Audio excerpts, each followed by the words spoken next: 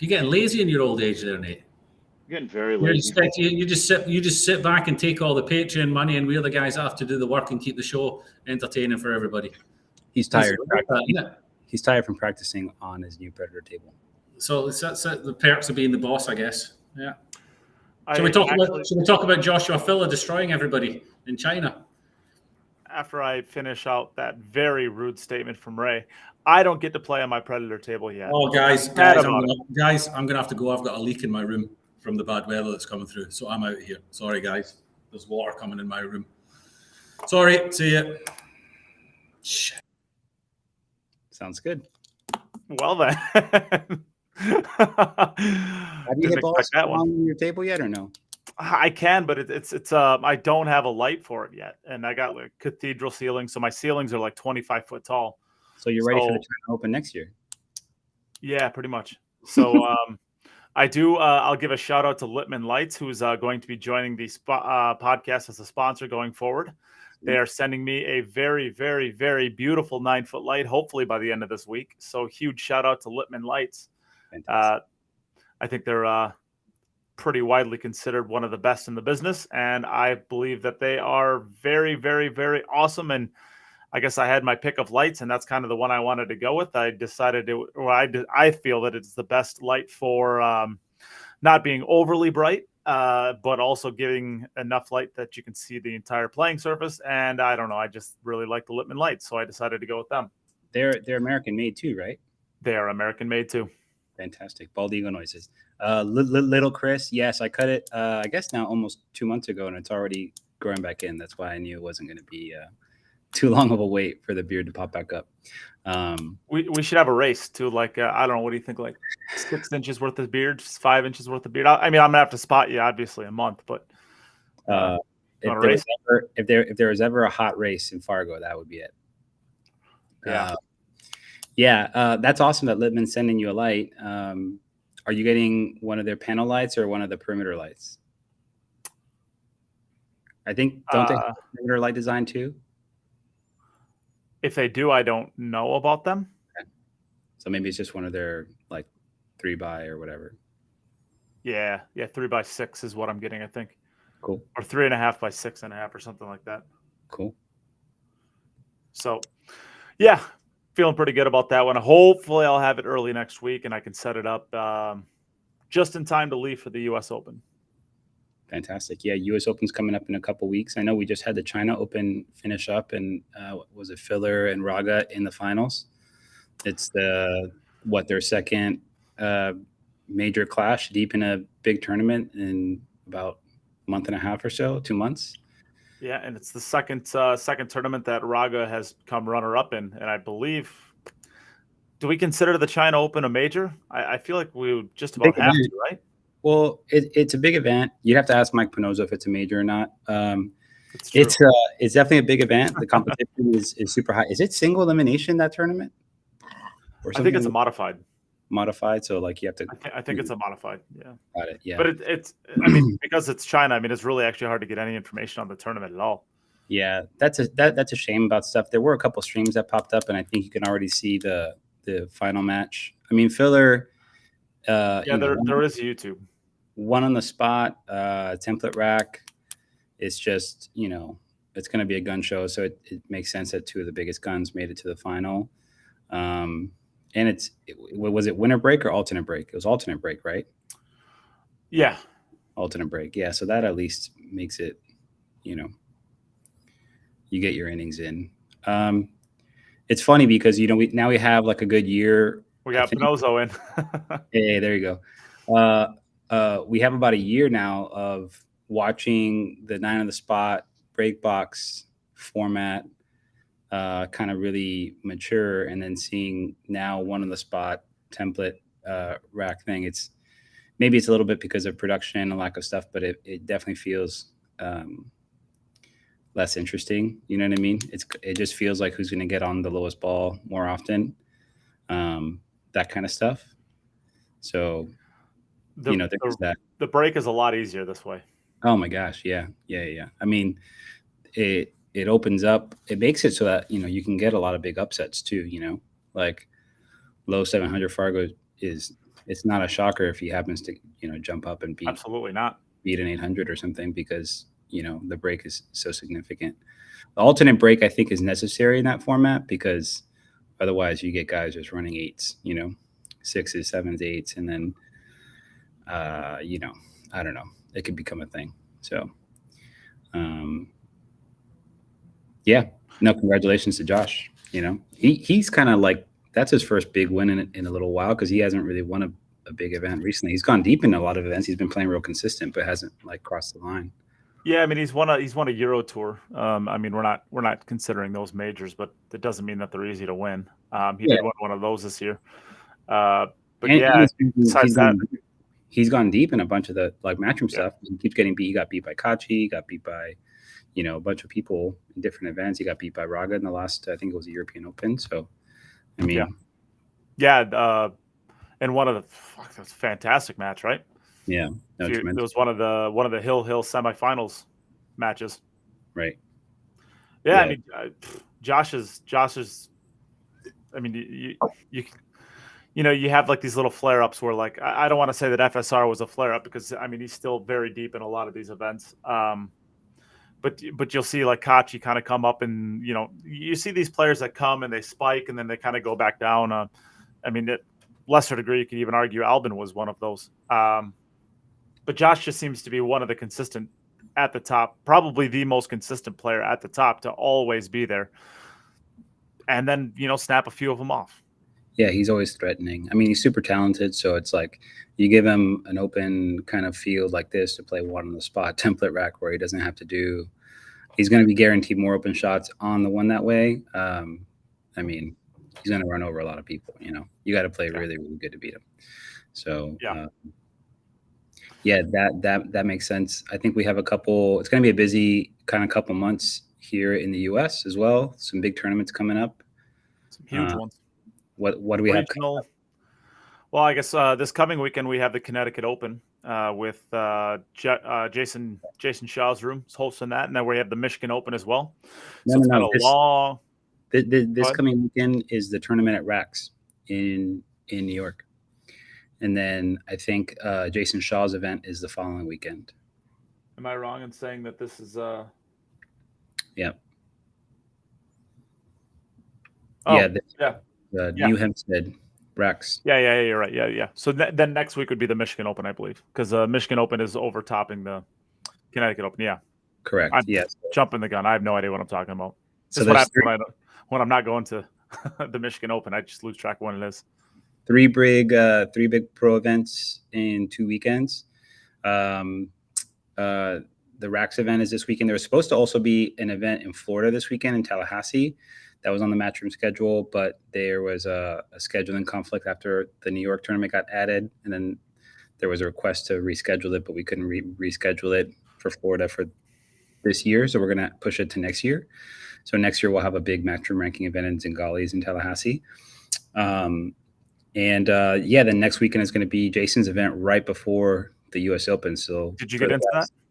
I sent an email, but I'm waiting. So I'm probably just not going to go. I'm probably just going to go train. I know there's a few spots. There's a couple guys that are on the waiting list that are in the mix right now for points, and they're not sure if they're going to get in or not.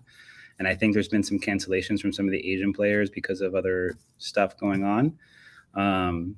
So we'll see. That for me, that's like the only thing I don't like about that tournament so far is that it's kind of like not very transparent on how the selection process is going in, whether it's first come first serve or whether it's they're going by rankings or how they're making those spots available. It's great that it's right before the US Open, so you get basically a test run to kind of see how you're playing against high level competition, and it's in proximity to the US Open, so you can basically just literally drive to the US Open from Connecticut if you wanted to. It's not a super convenient drive. I mean, it's got to be close to 6 hours. Well, I mean, I'm from Florida, and 6 hours you're not even out of the state. And when I lived in Miami, it was like to get to the big tournaments, I travel 4 to 8 hours every weekend. But that 6 hour, depending on what time you go during that 6 hour drive, that could be closer to a 8 to 10 hour drive too. Yeah, Virginia in October is going to be a similar thing, whether it's Roanoke to Norfolk. It's not as long of a drive, but they're having the Wolfston event.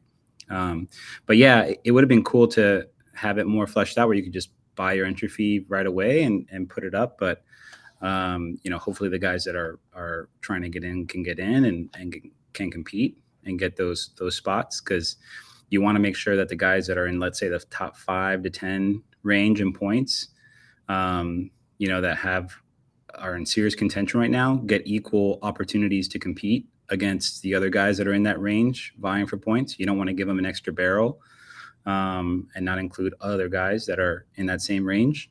That, if you snap that tournament off, now you're in the 3rd place spot. You know what I mean? For 4 points and guaranteed a spot on the team. So especially for the Americans, I know some of the Europeans, that's kind of shaking up. It looks like Federer's kind of in control of 2nd place for right now. But so Jason's event, I haven't been to that pool room yet, but I hear it's pretty nice. So I'm sure that'll be an awesome tournament. And then the U.S. Open in Atlantic City. Well, Alex, kind of right. Sorry, I got that wrong. I guess it's not 6 hours. It's 4 hours. Perfect. Yeah, that's great. But that's assuming good traffic too. So maybe instead of a 4 hour or 6 hour, instead of a 4 hour drive, you go the right time. It could be a 6 or 8 hour drive. Sure. Maybe I'd drive slower than you, but I think I got a pretty bad lead foot. So who knows? Yeah, I mean, for me to Tallahassee is about 4 hours now from Orlando. So that's a comparable drive. No problem. Pretty healthy drive. Yeah. So where are you going to go to train if you do go? So I'm going to be actually, there's a tournament this weekend in Florida, bar table event in Southwest Florida in Cape Coral. I'm not going to go to that. I'm just going to stay home and train and put in some big hours, because I've noticed in Florida, there's a lot of pool rooms with brutal conditions that, humidity sucks, rails are springy, balls are misshapen. And, my priority is getting ready for the Open. So I'd rather put in, 2 8 to 10 hour sessions at home on my table that kind of simulates what the conditions are and get quality reps in, then go play a bar table event, even though it's great added money and it's for a great cause. It's just not on my priority list. So I'm going to train here. And then next weekend, I'm flying Friday to New Jersey. So I'll fly into Newark and I'm going to be playing at, I'll be playing in this place called Play Hoboken, which is where I normally go to. I stay in Union City, and there's a pool room / community center in Hoboken called Play Hoboken. Awesome place. I go there every year before the U.S. Open, and I'll put in like 2 or 3 kind of big practice days on their diamonds. It's quiet. It's out of the way. They have every premier ball set. They have all the template racks. They have everything you need. And the owner just takes care of me pretty well, you know what I mean? So they have the black set, they have the Dynaspheres, they have the Pro Cup sets, they have whatever you want, Predator sets. So if you're getting ready for a tournament and you just want a quiet place with good tables to practice, that's the spot. So I'll be there for 3 days prior to that, and then I'm going to drive from New York to Atlantic City with my friend Matt Cady and with Mika. And then we'll go on Sunday to Atlantic City, get settled in and get ready for the Open. So sure. Cool. Well, yeah, I mean, I guess I'll be flying in, I believe, on Saturday. Okay. So maybe you want to swing by and grab me in Pennsylvania, huh? No, I mean, I forget that it's so close that Pennsylvania and New York and Jersey, it's like a 45-minute drive or something like that. It's not long. I think from the airport, it's usually about an hour. Mm-hmm. It's right around an hour. Uber is what I end up taking. I think the bus is only like an hour and hour and a half or hour 45 or something like that. But I don't know. For how much it costs for an Uber, I'd rather do that than fade a 2-hour bus ride with a bunch of randos. So I usually just Uber it out there. But no, I think I'm getting there Saturday night. Cool. Something like that. So maybe we'll have to sit down and do a conversation before the event. Are you playing, or are you just going to have a booth set up, or what's the deal? I'll be out there helping out on board. So I'll be out there. As of right now, I'm not planning on playing, but I was pretty close to playing last year. They had a couple last-second dropouts, and I didn't have my. No, I did have my cues. What excuse did I have? I had some excuse. Well, I mean, I'm working out there with onboard, but I had like a real excuse, like I didn't have my brake cue I didn't have my brake cue out there. Oh, I see. Yeah, the Cue It Up jersey that you sent me, I can't wear for the Matchroom tournament, right? Because it has the big logo. You cannot. No, I can't wear it. Yeah, you're barred. Sorry about that. Yeah, you actually won't be able to use that for any of the Predator ones of events either. So Really brutal. Yeah, I've worn it a couple times here in Florida. It's nice. It fits great. That's the only experience I've had with onboard jerseys. They feel really good. They're very comfortable. I have a few jam up jerseys that I love, and I designed for myself that I wore last year at the Open. And I have a couple Florida companies that I've recently done some jersey work with that I'm probably going to rock those for the Open. And I have a special jersey that if I make it to like the final 16, I'm going to wear that. So cool. We'll see. Yeah. So I'm going to be repping some. Maybe I'll have to get you one of the Cue It Up ones without the big logo on the back so you can wear it on the US ones if you want. Yeah, it'd be cool. So who do you like going into the Open as far as on the American side and or to win the tournament on the European side? Asians. Are those two different things? There's, on the US side, who do you like to go deep? And on the Europe side, who's going to win it? Well, the Asians, Raga might have something to say about all that. But. They might. Yeah. Well, pretty crazy. The finals of the European Open, if Raga wins that match against David, which he probably should have won, I don't think David gets as high up in the rankings as he does.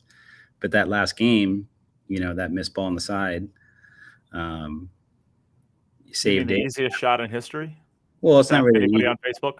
Yeah, exactly. I mean, it's a brutal situation to be in, especially if you don't have a ton of experience being in that situation. And those are the things where you're going to see those little ruffles in his game because his game is so good.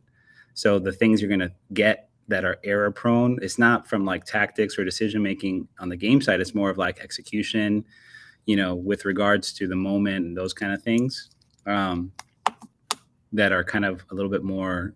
You got to go through them. You know what I mean? That's really it. So people should be worried because it's just going to make them stronger. That won't happen very much. I don't expect it'll happen to him as much as it's happened to some of the European players who have, tried to come up and kind of cross that threshold to win a big tournament. But I mean, Shane's looking really good on the US side. I've seen him play a couple big events and run deep. And Tyler looks really good. Right. Tyler looks awesome. He looked really fresh at the Texas Open, and I think he's and the event the weekend before at Oscars. I mean, he lost to Shane Hill, but it took a break and run on the Hill for Shane to beat him, and then they go Hill again at the finals of the A side at the Texas Open, and Tyler gets him. So their last two matches went Hill. I think Tyler's doing an important thing right now, where a lot of times you can only get certain things after you get proximity to other guys who are like, let's say, at the top, and getting to a place where you're comfortable with them and understanding them more and getting more personal with them and spending time sharpening up against them. We as the American side don't do that as much, unfortunately. It's more of a habitual thing with the Filipinos. I think they do it the best, and probably the Polish guys. But Tyler is traveling around with Shane a bunch now, and I think that's really helping him kind of settle down and gain that extra repetition with him. And now there's a little bit more expectation on him to show up and go deeper in these big events and win, because he has that accountability partner through somebody who's done it at the highest level. Plus Tyler works a lot. He puts a lot of work in on his game. Probably more than any other American player. Yeah, right now. Yeah. As far as discipline and just consistent application of himself. So it makes sense that he's going to start he's doing all the right things to have that happen for him. So yeah, man. What do you think? What do you think do you think the little surge that Tyler's had the last couple of months, do you think that's just kind of where he's at with his game? Do you think it's traveling around to Shane, or do you think it's, we did see pictures at the European Open that Johan was there. Do you think that had anything to do with it? What do you think the little spike in Tyler's game has been? Yeah, it's a lot of this stuff is about timing. You have to kind of fade the lulls a little bit and be consistent and put in the work through those things. And then eventually they're going to come together, and you're prepared for opportunities like the last, month that Tyler's had.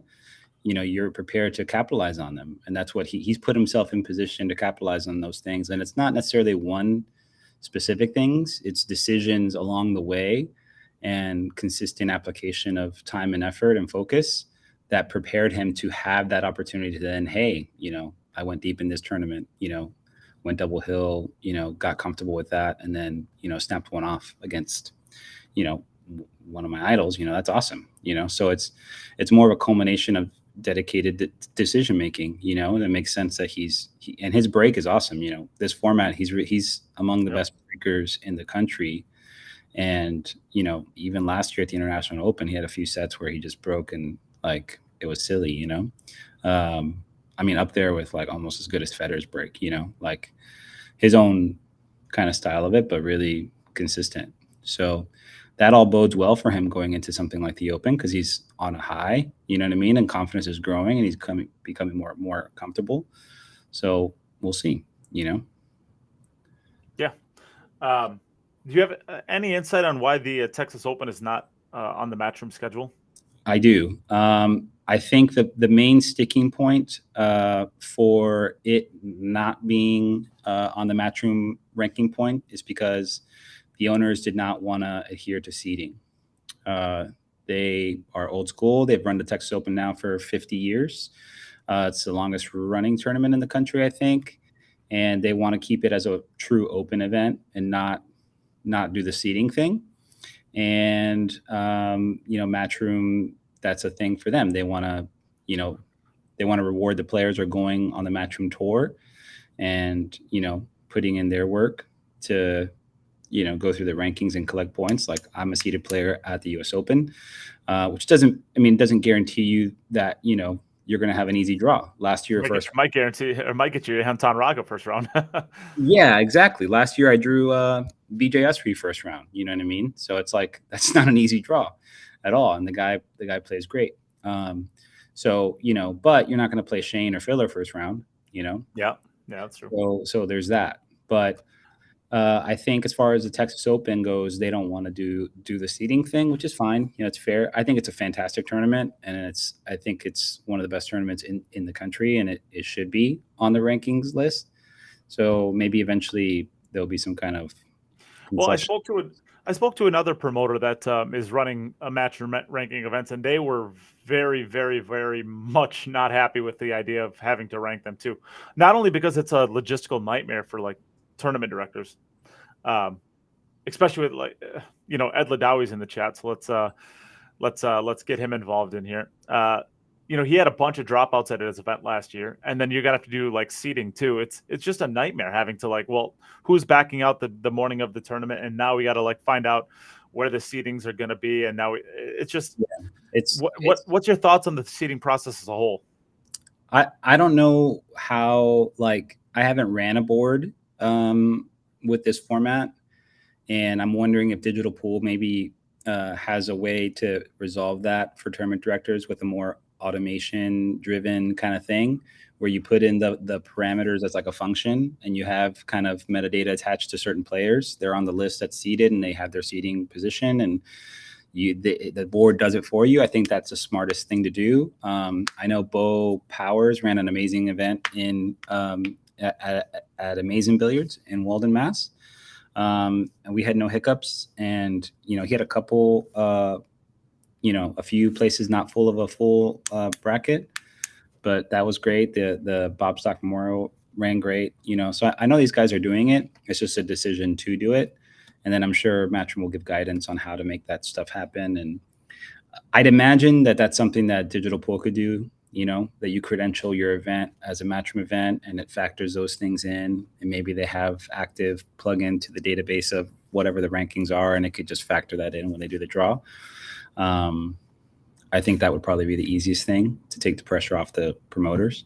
And then it just becomes simple. If somebody drops out, then they're in the spot where the buy, you don't reshuffle, that's a forfeit and you just go from there, Well, yeah, you would think that you can't do the randomized draw until the morning of, only because, can you imagine a situation where you're, I don't know, you have a 6-hour drive and they do the random draw the night before or something like that. And you see that, oh, okay, well, Fedor drew against me. I'm a seeded player and I got to draw, because somebody drew Fedor when he wasn't ranked, right? You'll always have some, especially these Filipino players that are coming over, the Asian players or the Chinese players as they're coming back, someone's going to draw Wu Chiching as a non-seeded player. It's brutal, tough action. What are you going to do? You got to beat them anyways. If you go into the tournament, it's not like you're hoping to never play them. You got to beat one of them a few of them to win the event. So you just see a situation where a player decides not to make the drive because they don't want to end up playing against that player first round, and then somebody has to move up into that spot, and now you just hear like a complain city that everybody's going to complain. It is what it is, I guess. So I guess, but what's your thought on the seeding in general? Like, do you think we should be seeding tournaments? Do you think we should have some open tournaments? What do you think? It doesn't bother me at all. I kind of, I feel like if you're going to give seeding to the players that are going and earning ranking points, like it's more of an incentive for them to earn ranking points. You know what I mean? It just further validates whether you want to invest in that system at all. So it's kind of like a small perk. But again, you have a lot of unseeded players that are great players. So it's like you might get lucky and draw nobody who's just there for the experience, or you might draw a triple tough player first round. And sometimes you get into tough brackets. At that point, that's out of my control. So I try not to ever put any real focus on it, to be honest. It's not something that I really care about. I think as long as those things are transparent and you're giving, impartial treatment to all the players, treating them equally based on just them showing up, then it's fair play. I think some of the things that are more kind of like irksome for some people, not really for me, but like, you give certain players preferential match time treatment. But then I look at that and I'm like, Federer, earned, his status as the best player in the world for a long time. I'm sure, if he had any say on when he would play his match, probably not playing first thing in the morning. He's probably playing, whenever he wants to, more or less. So it's a Shane Van Boening looking at Sky Woodward after Sky Woodward says, well, you get to play on the TV table all the time. What does it matter? And Shane looking at him and saying, well, you and five US Opens and you can play on the TV table all the time too. Exactly. For me, it's more like, well, when I win 5 US Opens, then, great. I get to pick when I want to play. That's, there's that, or where I want to play, whatever. To me, again, that's out of my control. That's up to the tournament organizers to deal with and schedule and manage egos and people's requests and whatever. I just want to go play pool, so I try not to deal with it. Hey, Bang Time Pool, I think it's at Diamond Billiards, the tournament this weekend. Yep. So I guess the argument for seeding that Matchroom would give you is, well, this incentivizes you to play the schedule, right? Because the more of the schedule you play, the more theoretically, the more ranking points you're going to end up getting. The more ranking points you're going to get it, the higher seeding you're going to get, the more happy you're going to be that you're seeding, right? So that's like the argument for it. I guess the argument against it is the WPA answer of, well, we've never done it this way, so why should we start now? With that being said, I mean, it's never been done before because there's never been a tour that's existed for long enough to be able to get enough ranking points to justify using it, right? Yeah.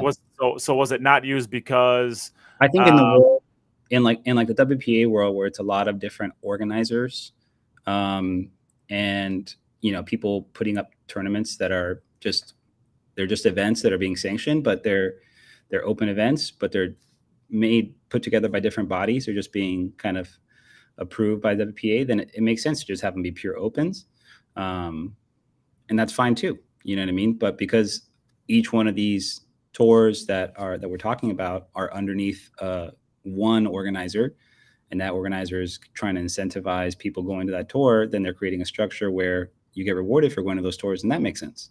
So both make sense. I like true double elimination. I think that's great. I think it also brings in a little bit more of an endurance factor, and it penalizes the undefeated player. So there's give and take either way. You're playing less matches with the single elimination, and it's almost like you're playing two different tournaments when you get to the final 16 or the final elimination round or whatever. So, again, that's stuff for the directors to deal with. As a player, I just want to know what I'm getting into ahead of time and not have that change on me, mid-match, if at all possible. Sometimes there's things that you can't really avoid. And like poor Chris Melling last year he apparently thought he was going to have an extra hour or something before his TV table match in the final round of 16 or 8 or something like that, and had to run the final 4. I think it was 8 to get to 4, or I think it was 4 to get to. Was it 4 to get to? He lost the match. Well, yeah, he ended up losing the match, and he was pretty. And I tilted think he about made it. I think he made it to the final 4 is when it happened. I could have sworn it was final 'Cause 8-4. You might be right. I can't remember. It might have been. I know It's real deep. The last day of the tournament, so it's a huge. I think if I should know this because I think he lost to Lechner. I think. Yeah. He lost to Max, and I wasn't sure if that was for Max to get to Final 4 or to get to the. I don't think it was to the finals. I think it was to get to Then, final. then it was the final 8 then. But yeah, he lost that match because I think he ended up actually forfeiting the first game if I remember right because he wasn't there in time because he was about to get in. No, I think he made it like just on time, but he was on that precipice where they were gonna start penalizing you. Yeah, I just remember he swung by the booth after his match. He lost 11-4 or something like that. He came by the onboard booth and was telling the story and he said he was about to get into the shower and he had his phone on do not disturb and he just happened to look down and saw there was ringing before he got into the shower. And that was what caught him before he got in. It sucks. You don't want that stuff to happen, but it's almost like a lot of the kind of performance people that I follow online, they all talk about, being prepared for stuff like that and being able to have systems in place to recover quickly and, just reset. Ultimately that's your responsibility. And you can train for those things, but it's tough to have to go through them and then play a quality player who's playing some of the best pool of his life. You're already splitting hairs trying to get that advantage. So you're starting on the back foot here. But seems like a good reason to go talk to Tara with Insight Performance Coaching to be able to prepare you properly for these types of things, huh? One of the channel sponsors. Yeah, exactly. Stuff like that is part of, you got to visualize for the good and visualize for the bad. And, it's really just something that emotionally you're unprepared for. So how do you develop that flexibility? You know what I mean? So it doesn't tilt you. Talk to Tara. That's how. That's right. Plug for Insight Performance Coaching. There it is. But yeah, I mean, I guess you asked me a long time ago who was my favorites going into this. I like Tyler from the American side for the American players. I like Tyler to make a deep run. I don't like him to win the tournament. I don't think he's quite there with his game yet, but I do like him to maybe make a top 16, top 8 type of run. Things a couple rolls go his way. It wouldn't surprise me to see him in the final 4. It would surprise me to see him in the finals or to win it, but I could see him in the final 16 as like a starting spot. Top 8 if he's playing real well, and top 4 if he gets a couple rolls his way at the opportune times. I'd like to see Shane Wolford make a run, just because I think he's probably got the most pressure on him to perform well because he's passed up on going to a few events recently. Yeah. He's in the 3rd spot, but there are a lot of guys trending up right now, and it's one of those things where he's earned a lot of points in the first part of the season. And then, this middle stretch right before the summer and then going into the fall. He might not have any. Yeah, and he did okay in the I think he beat Sky in the finals of Oscar's first tournament. Was it the Brendan Crockett Memorial? I think he double dipped Sky in the finals. It wasn't the Brendan Crockett. It was just it was the first one, whatever it was. Yeah. Whatever, yeah. Yeah, he played a great event there, and he did play pretty well at the Texas Open recently. So he's playing fine. So, but he's on the bubble basically right now, and there are guys chasing him down for points. BJ's right on his tail, Tyler's on his tail, Lucas and Hunter are right there. So, yeah, it's one of those things. He's had a great season so far, so he's probably feels fine and just going to go show up and try and play as best he can, like we're all going to. I think the last American to win was Shane. Was it 2016? 2016 or 27? It must have been 2016 because I think was 2018 the Josh Wu Cha-Ching final, or was that 17? That was 19. That was 19. So then Jason won in there. So yeah, I mean, 2016 sounds right. Well, I guess let the queued up I team get on it. It's been 7 years since an American. I thought about that because there was Coco Gauff just won the U.S. Open as a teenager in tennis, and it was she ended, I think, the longest drought for Americans, not having won it in quite a while. So, yeah, I was just thinking about the same thing. Since Serena Williams, I think. Probably, yeah. Yeah. Let's see here. 2017 was Jason Shaw, and then 16 was Shane Van Boening. Yep. Fantastic. Oh, and I was thinking the 2018 because I thought Josh won after Jason, but he did win after Jason. There just wasn't a 2018 year. Yeah, I can't remember who won the 2018. There wasn't one. I think that was when Matchroom bought it, and then they didn't run one in 2016.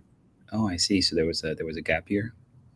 Well, there was 2 gap years. They actually only had it 1 year out of 3 because of the COVID year, and then that was when Matchroom bought it. I think they bought it in 2018.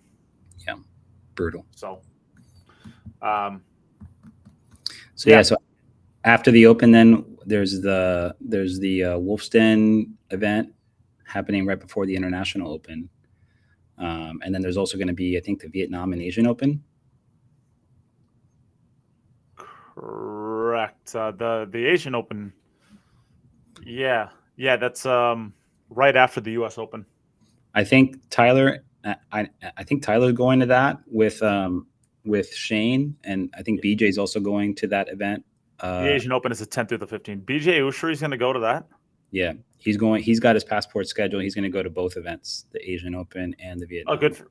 Awesome. Good for BJ. But yeah, he's crossing that off his list. Could you imagine, if you could name any, spending enough time around BJ? Yeah. The idea of BJ Ushery going to Vietnam or the Asian Open, you want to talk about culture shock? I cannot picture him going to Vietnam. He's been to Southeast Asia before. He's been to the Philippines and has he? Yeah. Okay, sure. Okay. And so he's kind of gone out there and stuff and has some experience with that. And this will be, he's doubling down on stuff as far as the matchroom events. He's just going to go to every single one. So he's just trying to hit that Mosconi Cup, right? He's got the great thing about him, which I think, I wanted to bring up a point as well, because, we have people talk about Mosconi Cup stuff, the casual fans. They'll say stuff like, oh, we need to get Federer on Team USA, or we need to get, the Filipinos that live here in the USA on Team USA. And I'm like, you guys are talking, have you guys have no pride at all as Americans? This is really I just want to say this to everybody, go kick rocks or go somewhere else and go watch a different sport. Because if you're a real fan of American pool, pool started here in America, and we had decades of dominance.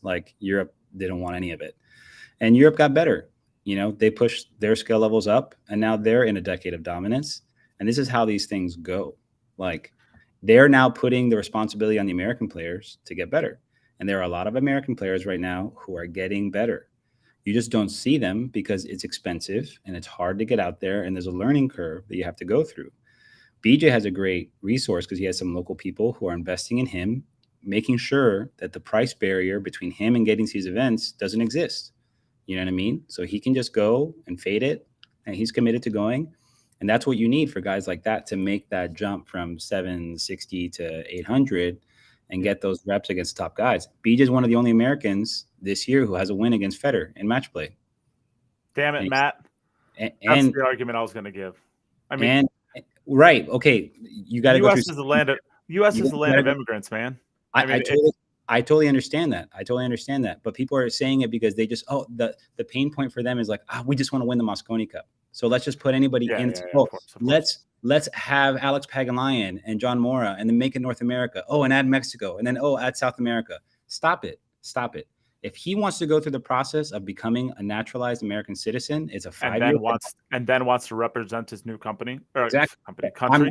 I totally support that. But it takes some levels. It takes some levels to get you to that point. Yeah, it takes time. It takes 5 years. It's a lot of legal red tape. People are talking about, let's just solve this problem right now of 5 years if everything goes anymore. The Americans don't want to lose either. Okay, but suck it up and have some national pride and support the guys that are going now. If you really want Team USA to win, invest in the guys that are going and help get them to the events where they're going to earn points. I'm sure Lucas in New Jersey, has a lot of people there who support him. Whenever I watch the stream, they're pumping him up. They're putting him in spots. They're putting him in matches against Jonas and against Morris Newhausen. Like, he's getting experience. That's what you need. Like, go find somebody that you like and get a corporation around that kid or whoever and get them to go to these events. All right. Otherwise, you're just complaining and whining. Oh, I want to win the US. Like, they want to win it too. And there's about 30 or 40 other guys who have world-class talent and are putting in the reps now to come in and spoon feed you what you want, which is a Mosconi Cup win. We all want it. We're all working for it. But stop crying about, oh, if only we can get Canada to join, then we have John Mora and Alex Pagaline, and we can definitely win. Like, that's disrespectful to the American players. So if you're not an American fan, don't be an American fan. Go cheer for Team Poland like Nate does. But sitting here and saying that, oh, we don't need anything. We have enough talent in this country to win the Mosconi Cup. What you need is consistency. And we were 3 to 5 years behind the curve against Team Europe. And this started about 3 or 4 years ago. Even at that point, Johan stepped in and we won a Mosconi Cup, and we were behind the curve. And last year, it was a really close match. I was in Vegas. It was a close set. If Skylar doesn't miss that one ball with the extension, it's 8-8 tied. You're going into the end of you're flipping coins now. So I think, it can be depressing and overwhelming and frustrating, but this is part of what makes sports great, is going through these things. You have people like, look at Novak Djokovic. Imagine having ball in hand in the history of tennis, being and coming up in the history of tennis, right? And you have to come up and win tournaments against Rafa Nadal and Roger Federer, who both have 20 freaking major tournaments, never been done before. 21 and 22, I think. Passes them. Everybody's saying Roger's the GOAT. And then he comes up and they bar him for a year and a half, 2 years. He can't play in like 5 majors. He could have had 30 majors by now. You know what I mean? Like, let's not get carried away. He could have. He missed the U.S. Open twice, and he missed the Australian Open once. He has 24. No, just once. Right. He was there the next year. He's won the U.S. Open 4 times. He's won the Australian like 10. He's a favorite to have 26 or 27 majors right now. It's unbelievable. But he came up in the hardest. This is the hardest era of tennis ever to have come up. You know what I mean? He could have been in the early 90s and been competing against one guy. You know what I mean? Or 2 guys. He's coming up against 2 of the GOATs ever and is dominant. Like, it's crazy. So this is what sports calls for. It calls for greatness. It calls for people to be intentional and get better.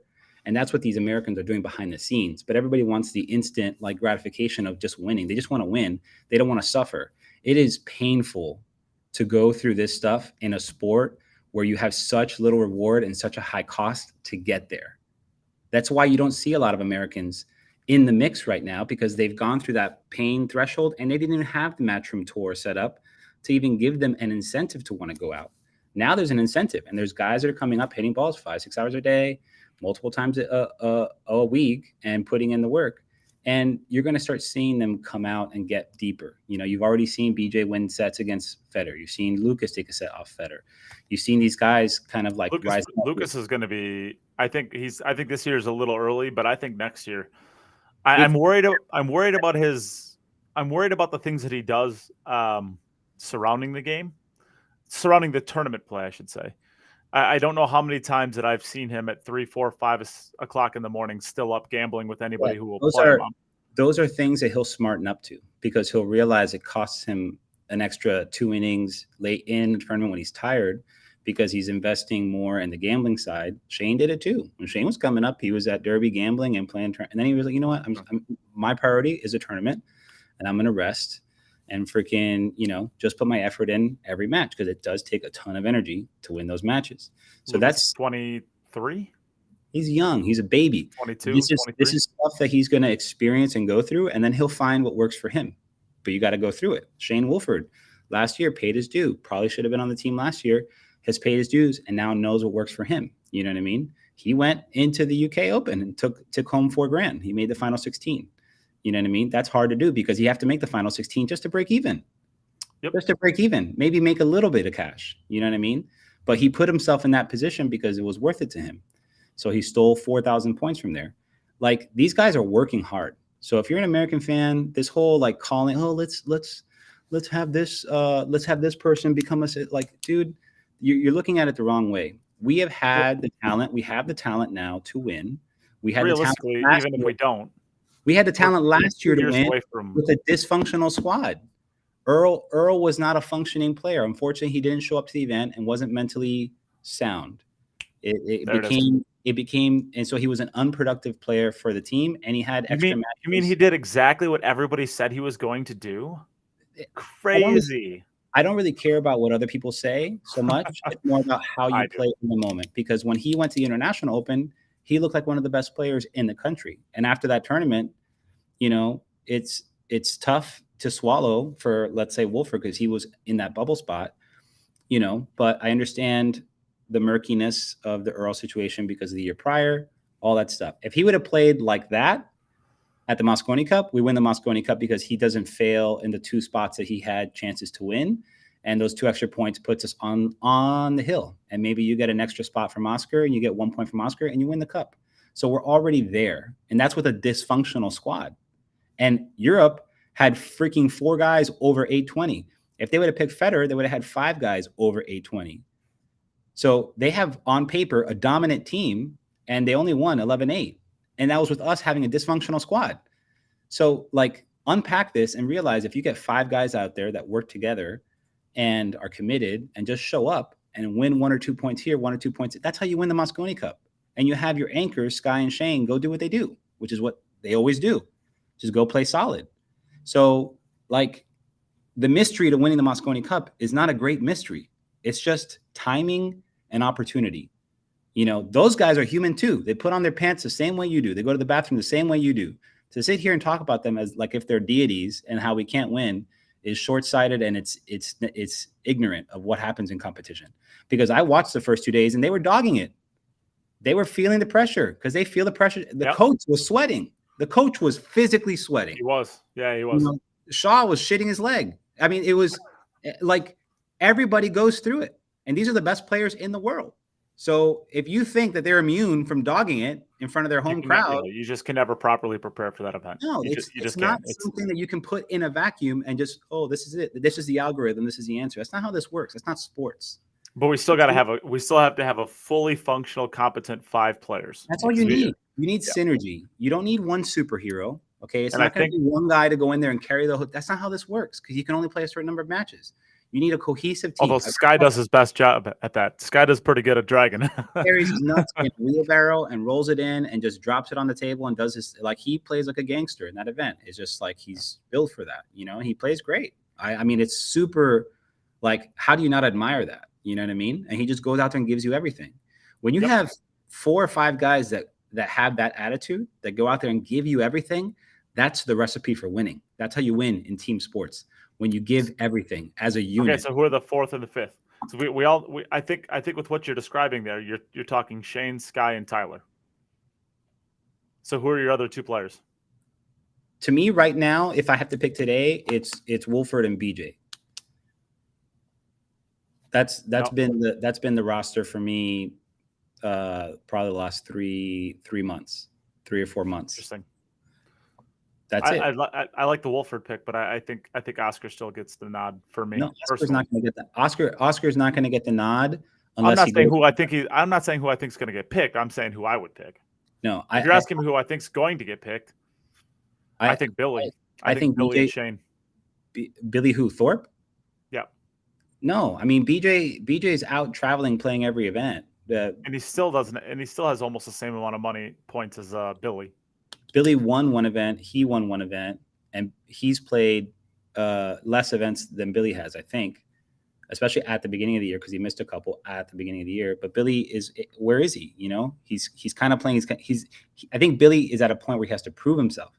Now he has a lot of upside because he's another one of these guys that handles single big moments, like big pressure moments, really well, and he has some experience, so you can call on that.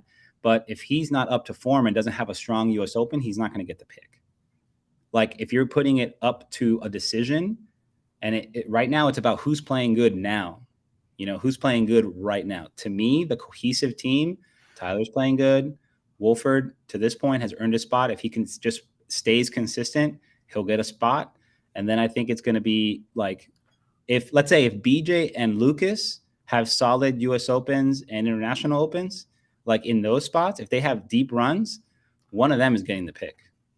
Well, I mean, of course, over Billy right now, unless Billy shows up. But I could say if Billy has a deep run in the international and the U.S. Open, they're going to pick him, right? I mean, that's what I'm saying. Disclaimer, because he has experience, and so that's who do you think has a better chance of going deep? I think Billy's a better player than BJ. I think Billy's a better player than Lucas.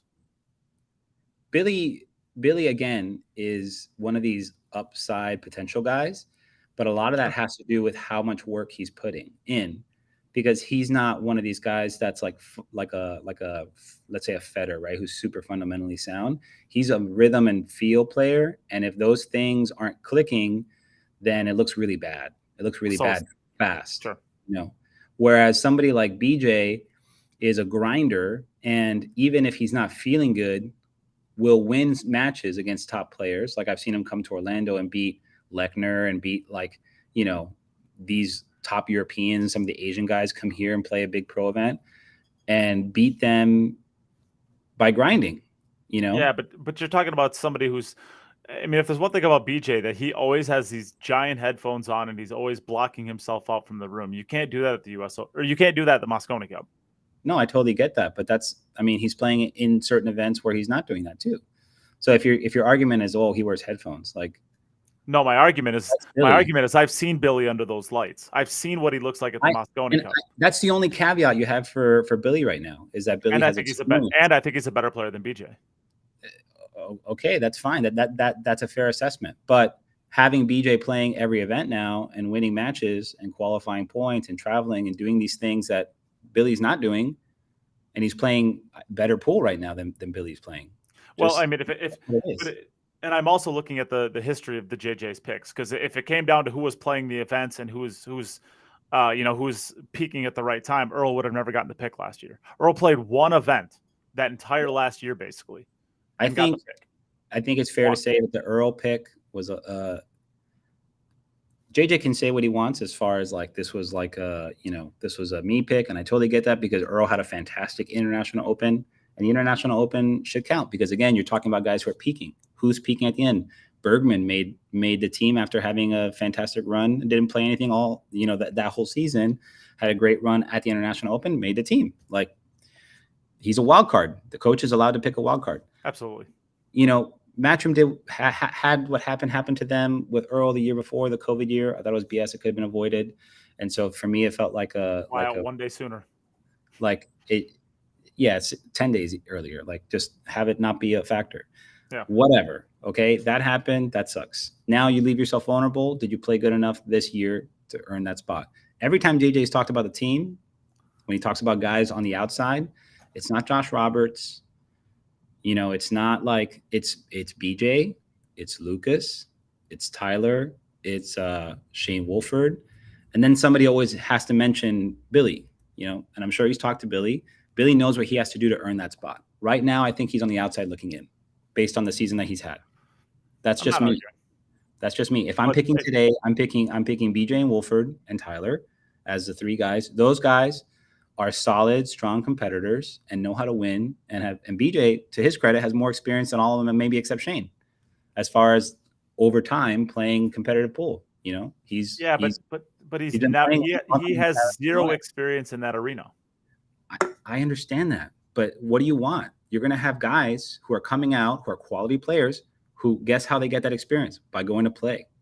I'd feel way more comfortable having a guy like BJ than having Earl on the team. Oh, sure. The experience in the world. I agree. But Earl, but we also know that Earl's not at that level anymore. People were talking about, let's put Joey Tate in last year. Let's put Tate instead of Earl. Well, don't put that here because that's not what we're talking about. I'm not saying anything about Joey Tate, but I'm talking about Joey has a tremendous potential. I actually like Jeremy Stossy before I like BJ. Jeremy's another one of these guys who I'd be totally comfortable with, because Jeremy, again, has tons of experience in playing. He's a solid player. He can go in, fill a role, and can win a match. Again, he can win 1 point against one of these guys in a race to 5, because he's beaten these guys in races to 9 and 11s for 10 years. So I'm, there's guys like that are, you just need a role player in that fifth spot, a guy who's going to gel with the other guys and who's going to go win a match. If you can win one point, that's why I push back on you. I just don't see BJ as that type of player. Dude, go play BJ a set for 100 and tell me how I'm not talking about that. What I'm talking about is like a guy that gels with the team. The guys that goes out there, he's going to blend it with the team. He's going to gel with it. We don't know that because we don't know how he interacts with the other players, and we don't know how. I don't, but I do know that I've sat down for dinners with him before, and he, I've listened to him talk about the way that he, talks about other players, and he thinks that he's like one of these outsiders. I mean, honestly, when I listen to him talk, I listen to him and I think, wow, this sounds a lot like Earl. Well, he's from North Carolina, so there's that. I'm just saying, like I've talked to him enough to know. For me, I look at like the intangibles and the toughness behind players, and of the guys that we're talking about, I will give you that. He is the toughest guy. He's has that. I'm not questioning that at all. If I want to go to war with somebody, I want to go to war with somebody who's who's a pit bull and who's a bulldog, and he's a bulldog. I want a guy who's going to chew, bite, claw, fight, grind every shot. And of all the guys we're talking about, he is by far has that over everybody else. And if I'm going to pick a guy to have in one spot to be that fighter and not quit and not just be in and be hard and be committed to like, that's the guy. He's done it coming out of North Carolina. I don't know if you know, because a lot of those guys don't travel around. There are stone cold champions that live in trailer parks somewhere, you know what I mean, who play JAMA pool. Like I watched Seminole Pro Tours go to North Carolina, Corey Deuel, and all these guys, Stevie Moore and Johnny Archer and whoever. Okay, and they showed up, and the guy who won the tournament was some guy from North Carolina who lived 5 miles up the road from the pool room. Never heard him before in my life, and he's drilling Manny Chow and he's drilling Corey Deuel, and like, you know what I'm saying? And BJ plays better than that guy. So if you're asking me if I feel comfortable with a dude who I think, we don't get to see him often, but he's a stone cold champion and he's a grinder and he has heart. For me, it's about heart, intention, and synergy. Now, if you want to say that maybe he's not as synergistic as Billy because Billy's close friends with Skylar or Jeremy Solsi. Yeah. Those guys don't have as close relationship because they don't travel around. They're not that's fine. That's friendship stuff. And I totally get it. And if you're at a position where you have to pick between those guys, you don't have the luxury of saying you have one or two guys here that, like, what do you want as far as a makeup of a team? That's up to the captain. The captain's going to decide. What do we need? The second part of it is I don't know if I'd want two rookies on the U.S. side because I think Shane Wolford is close to a lock at this point. Yeah. I don't know that he is, but I would think that he's pretty. I mean, he'd have to be doing some pretty bad stuff the rest of the year to not make it in my eyes. Yeah. Do you want two rookies? The Mosconi Cup is its own thing, but the good thing about somebody like Shane, right, is that he's traveled to a lot of matchroom events and has experience in playing with them and has wins over the Taiwanese players. He has 2 wins over Ko Ping Chung. He has wins over David Al-Kaidi. Like, he went overseas and beat David Al-Kaidi. Like, that's encouraging. So it's not like it's just this like out of the blue, rando, inexperienced rookie. We're talking about rookie in the sense, but he's got to get a crack at the Mosconi eventually, right? If he just keeps showing up. Oh, absolutely. Yeah, he's going to get a crack, at least, especially right now.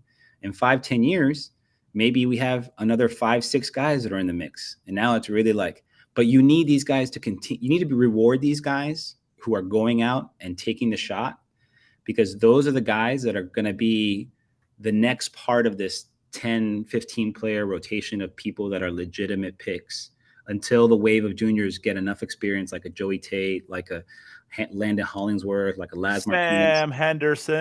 Sam Henderson. We have all these great juniors, and we have other guys. We have guys like Alex Olinger. Alex, if you're out there, bro, travel, man. Hit balls. You're a tremendous player. Jeremy Seaman, keep traveling. Get out there. Anthony McLino in Florida. Get out there. Stop sitting on your butts, because we have these 750, 760 Fargo guys out here that all they need is reps. But of course, it becomes a logistical thing. Money, time, work, time off. Like, we get it. This is the balance everybody plays. BJ, Lucas, these other guys are in positions where they can just say, I'm going to pick up and drive to this tournament and go to this tournament. He drove to Iowa BJ. Drove I to know, Iowa. yeah. He doesn't like to From fly. North Carolina. apparently. He drove to Iowa and then drove back. That's got to be probably close to 20 hours, if not more. He drove there. Are you kidding me? Like, there are people, like these guys are putting in the work. Donnie too. Donnie talked about earlier in the year wanting to go to more of these events and maybe go to overseas. Like, he's in a great position. Jesse Engel and Demetrius were going to do that too, but I don't know what happened. Jesse's back hitting balls. That's a tremendous player to have. Oh my God, he's a talent out there, like in the mix. If he does what Tyler's doing, because he's got those fundamentals, and he had a double hill match with Jason Shaw at Derby, and he has heart. There's guys like this who have heart, have intangibles, and have experience over time, playing against the best players in the world. I wouldn't blink an eye if you told me that, oh, we're going to pick Jesse because he's in top form and he had a great run at the US Open or something like that. You know what I mean? Like, I'd be happy for him.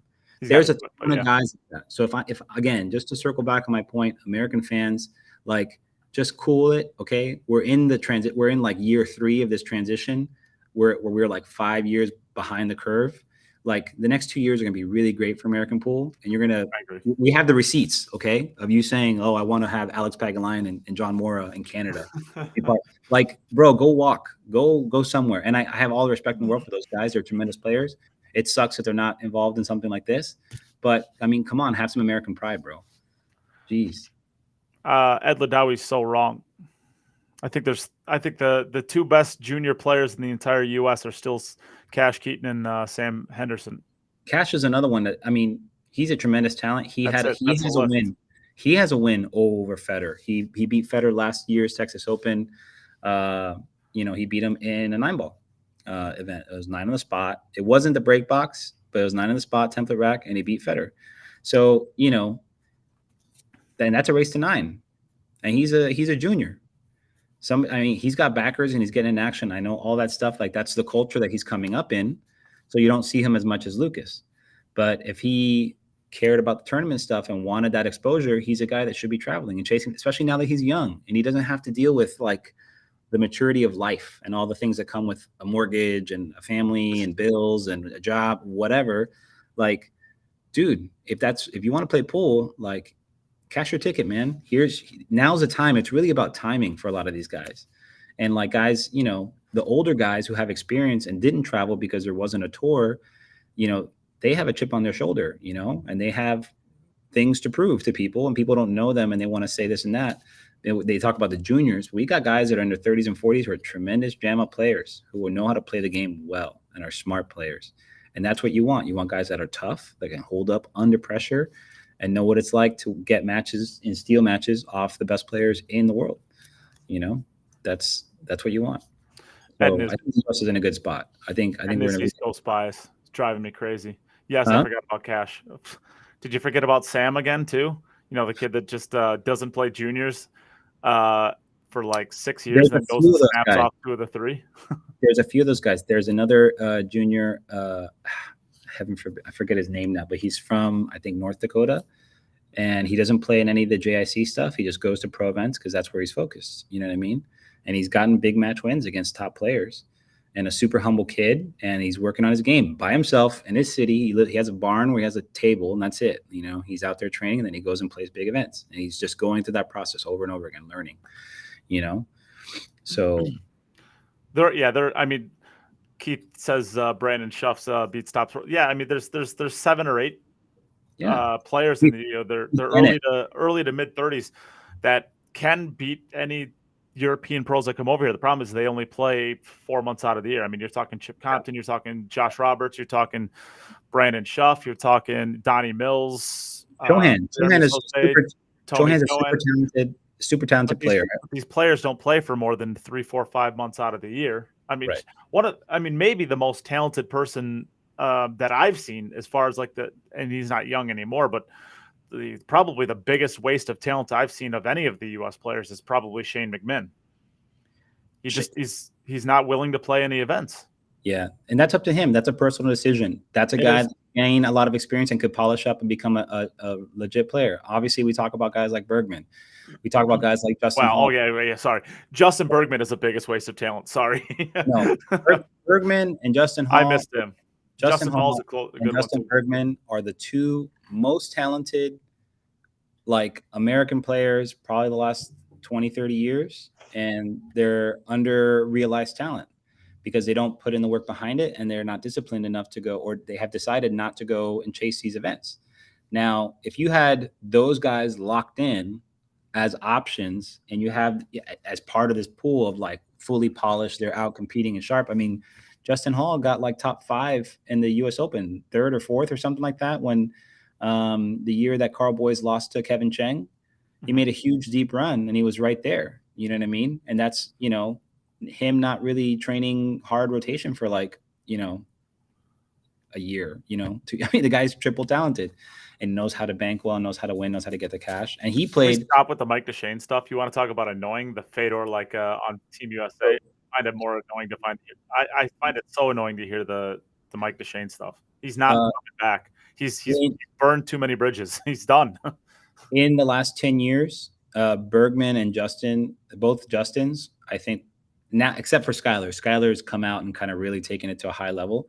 But Bergman and Hall both played tremendous, in the Mosconi Cup, going to Europe here, whatever. They played awesome. They played really awesome. So those are two guys that, flow and handle that stage well too. You know what I mean? So I'm just saying that America has the talent. They have the players. They have what they need. What those players need is the resources and the time to get up to speed. Because the Europeans had 10 years where they were drawing dead. You know what I mean? Really. When Archer was still in his late, dwindling away, none of the Europeans wanted him. None of the Europeans, you know what I mean? They just didn't want to deal with him. Connie, Earl, Rodney. Yeah, and then you had guys Corey. like, I mean, JJ played great. You have guys like Sean Putnam. Sean Putnam, before he stopped playing, he got second at the U.S. Open. Like, these are guys that could have been, his health considerations, whatever.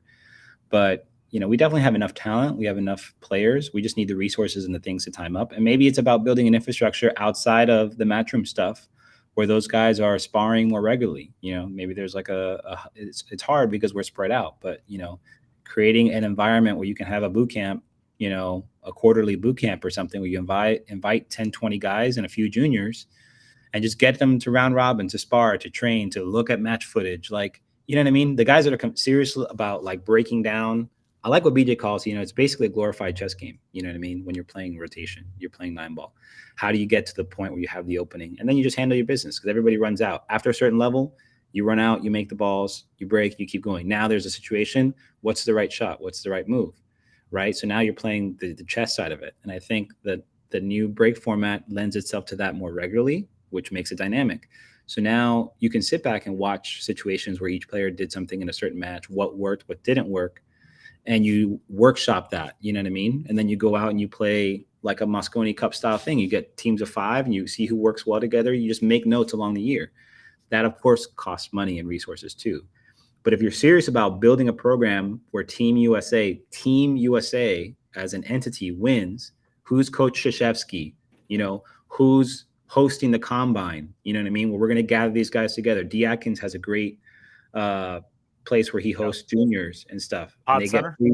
Yeah. Imagine if D. Atkins, stepped up and said, hey, I want to get 3 or 4 of my juniors who are my standouts, right, from across the country, and put them in this workshop where we have 10 of the top Americans come, and we're gonna house them. We'll have food and all this other stuff. I'm sure you can have people put money together for that. It's just money, right? It's money and scheduling. So we get Shane, you get Sky, you get Tyler, you get some of the the guys that are up and coming. You get some juniors. You get 10 guys together, and you practice for 3 or 4 days. You do that 2 or 3 times a year. You're going to tell me you're not going to exponentially speed up the learning curve for Team USA, and you're going to have a cohesive team. You get to now build relationships with guys and figure out what works, what doesn't work. And sometimes you need to have somebody hold somebody accountable and say, hey, I don't care that you're the golden boy or the star player, but this isn't going to fly. You can't do this. You know what I mean? Like, if you're going to be about team, then we got to be about the team. And you start building that. Thing to me, though, doesn't it? Yeah, you can have a C on your jersey, but who's the guy who has influence? You know what I mean? No, I mean like VCAT, like the JJ thing. Doesn't JJ need to make that happen, or whoever the Team USA captain is? I'm sure JJ would be happy to be part of something like that. I don't know if he has the time to organize logistically that. But I think having conversations with the heads around the country who are these people of influence in each region, that makes a lot of sense to me. You know what I mean? If you're talking about, I want Team USA to win, right? Which is what we all want, right? The year that we won, we had that kind of, Matchroom was able to pay for some of the funding of like getting these, the group of 6 or 7 guys to travel to different tournaments and get those reps in. Like, and then we had a practice match in Russia against Team Europe, and then we had a practice match in England against Team the UK, and then, oh, look at that, we won the Mosconi Cup. And this was, what, 4 or 5 years ago? So, like, what's the mystery? We're better off now as a whole. 2018, 2019, we won. Yeah, than we were when we snapped it off, and people are complaining that we need outside players. No, we're more experienced now. We have more guys coming up. What we need is that same organization. We have the blueprint. We know what it is. Well, we had, whatever you want to say about Johan, he kept the players in line, and he enforced exactly what you're talking about there. Yeah, 100%. I don't know if Jeremy isn't able to make those same things, or if the US just got lucky those 2 years. I have no idea. But Johan seemed to know what he was doing. I think as part of the deal, he negotiated with Matchroom to have the funds to go do that, because he felt like, if I'm going to do this year 1, year 2, I need to do this. You know what I mean? Yep. So I think that happened. So if we don't have that coming from Matchroom right now, and we're invested in wanting Team USA to get better, then we need to come up with $30,000, $40,000 and make it happen. Sure. Right? Maybe. Yeah. So, I mean, if you want to talk about training as a sport, everybody always talks about Team Europe does it like a sport. They have these, whatever. If you want to do that as a sport and set it up right, then you got to get money to break down that barrier to make it happen. And those guys that are traveling to those events are going to come to this. I promise you.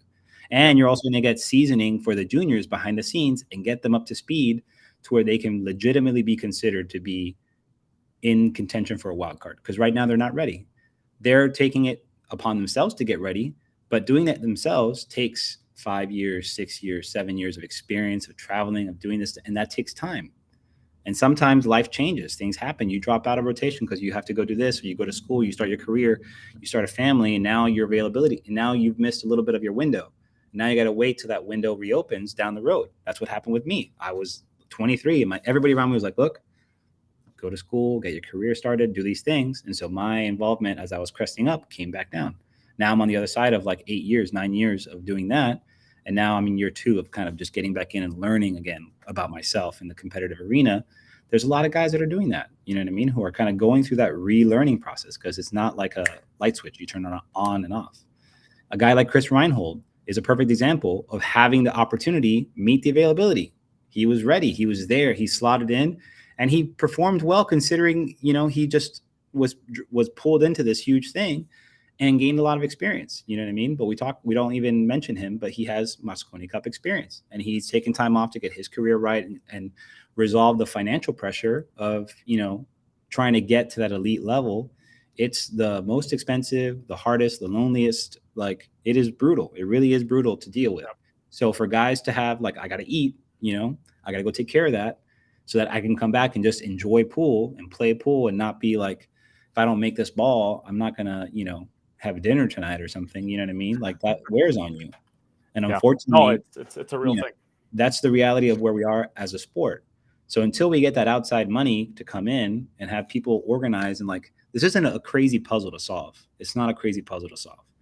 If you're vested and you want to do it, get the people who are at the heads of each region, talk about their top 2 or 3 guys, guys that they want to see, and then start pulling together money. I mean, APA could solve this problem tomorrow.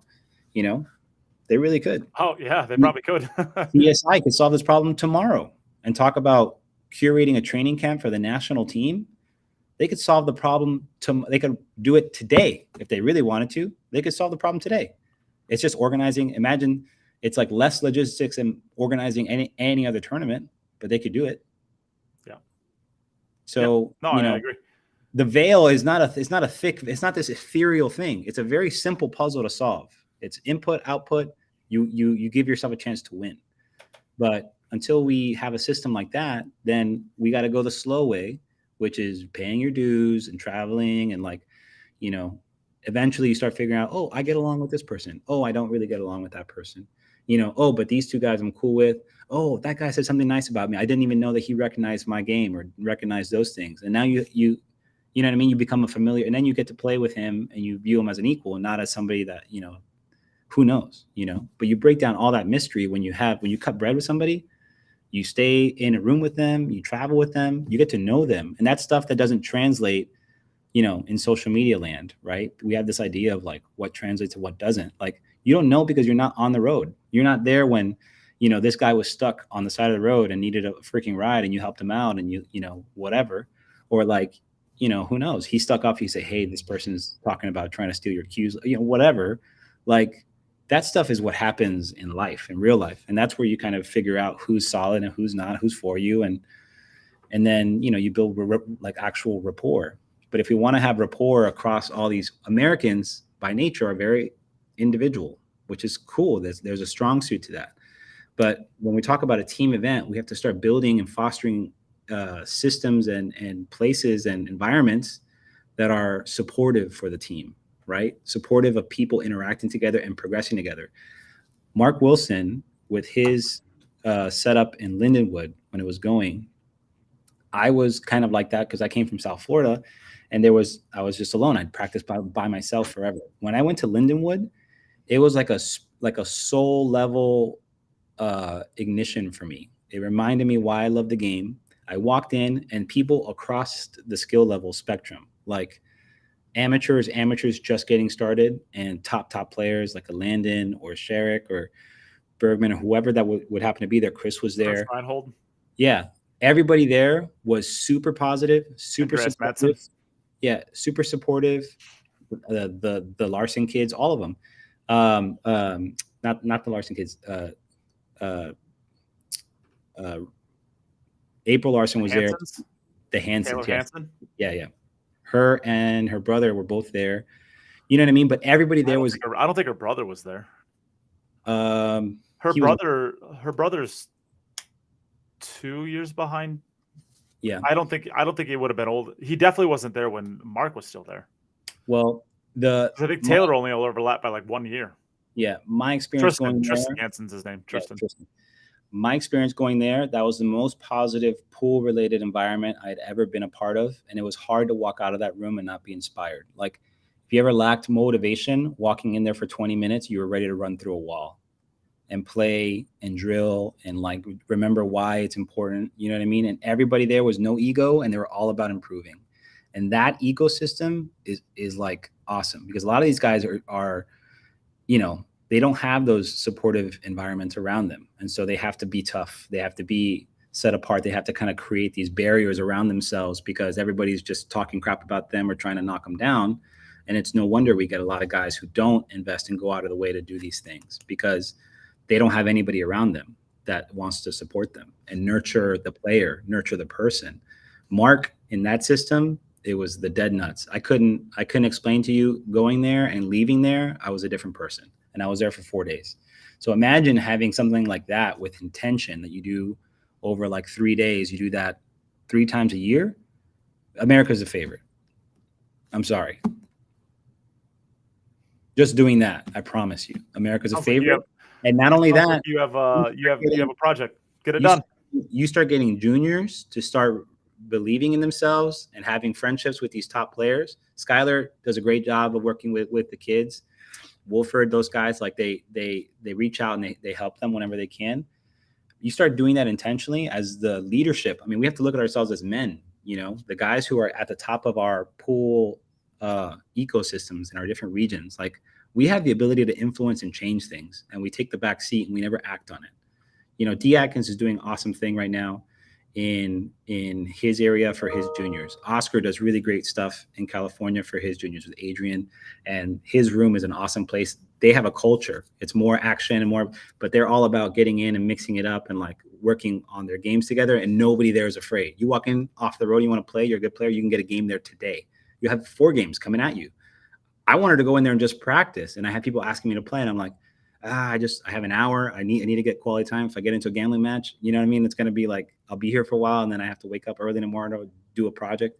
Like, I had to turn people away, and I'm like, no, I'm here to practice. But in that room, that's the culture. And you can expect, if you come off the road, you're going to get a game if that's what you want, right? There's these kids in all these different places. Like, if you just set them up for success and give them what they need, the right motivation, the right intention, the right people behind them, encouragement, and just consistent work, I'm sorry, but you can't tell me that we don't have a competitive team to win against Europeans. Europeans are great, but guess what? They're not all united by one country.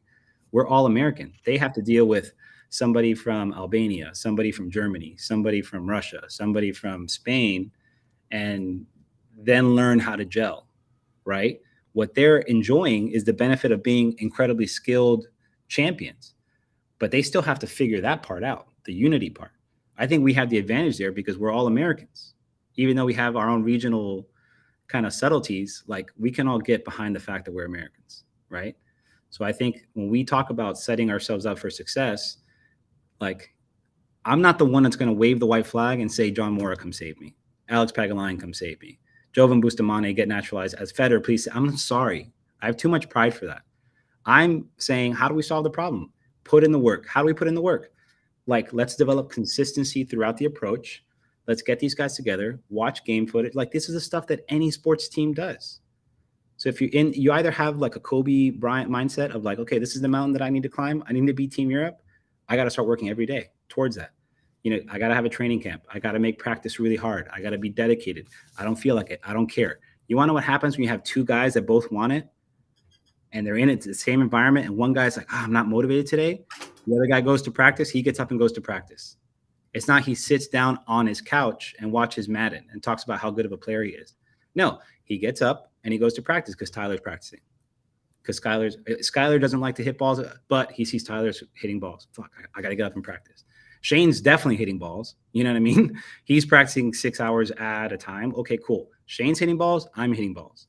That's what happens. When you get around alphas, when you get around guys that are winners that want to win or are hungry and want to win, the accountability takes care of that. You're going to have one guy who's going to say, I'm up at freaking 6 a.m., have my breakfast, do my workout, shower, eat, go practice 3 hours. Okay, lunch, watch game footage, whatever. Okay, great. I'm back in and I'm going to practice for another 3 hours. Oh, I'm going to work on the break now. Oh, I'm going to practice this kick. All that stuff happens when you get in proximity together. And that's when you get the best out of each other.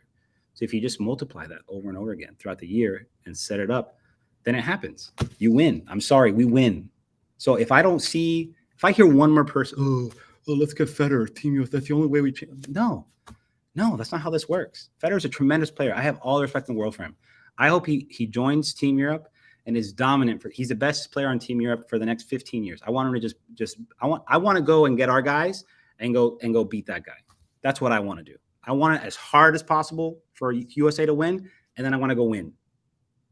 That's how you say I'm a champion. That's how you get Dirk Nowitzki to say I have a very significant NBA championship because I beat LeBron and the Heat and all this other stuff. You know what I mean? Or the Pistons can say I went out and beat, Larry Bird and I beat Michael Jordan. They can rely on that because they did the hardest thing possible. Let's not make it easy on ourselves. Let's make it as hard as possible and then go figure it out and then go establish a decade of USA dominance again. That's what I want to see. So that's the mindset I think we all need to have as fans, and then just problem solve to that end. That's it. That's the end of the story. Otherwise, you're not a real competitor. Like, you don't care about competition. You care about just getting a sticker, okay? And I'm not about that. Competitors, they want to go compete against the best. I want go add Wu Cha Ching to Team Europe, okay? Go assimilate Asia. Go do all that stuff. Like, go at him, okay? Go at freaking Efren. You need to calm you down, Ray. You're way too worked up for a Tuesday afternoon. It's nonsense. It's nonsense. It really is. Everybody should be ashamed of yourself. If you're asking for Federer to be on Team USA, you should be ashamed of yourself.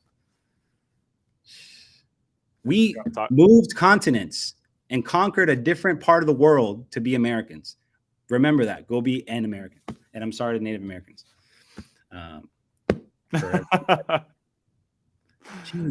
If you're not pumped up right now going to go hit balls, then I don't know what to tell you.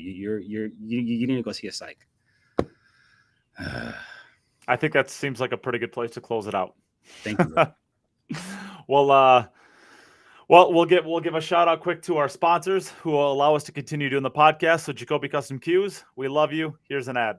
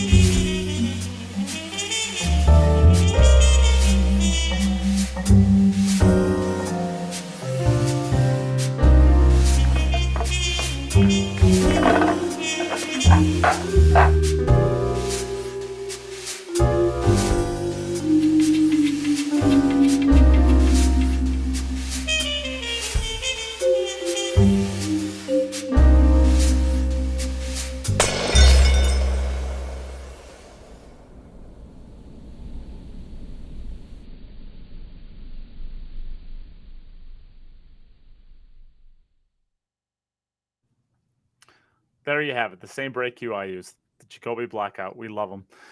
We also got to give a shout out to Horo Tips, Onboard Sportswear, Digital Pool Salado, Billiards Digest, and Insight Performance Coaching. We'll also give a shout out to the Patreons that allow us to continue doing what we do. Double Dave Q's, Dave Wiersma, Mo Bashir, Cody Wettig, Ed Ladawi, who was in the comments, as was Matt Poland, and Morgan Lupton. We thank you all for your continued ongoing support. And there you go. That should trigger you and set you off. Judd Trump for Team USA. How does that make you feel? Snooker players can get the 8. We love it. All right. Ray, thanks for joining us this week. It was a blast. And thank you, everybody, for joining in the chat room. We'll see you next week. I'm getting an American flag tattooed today. I'll see you later. Perfect.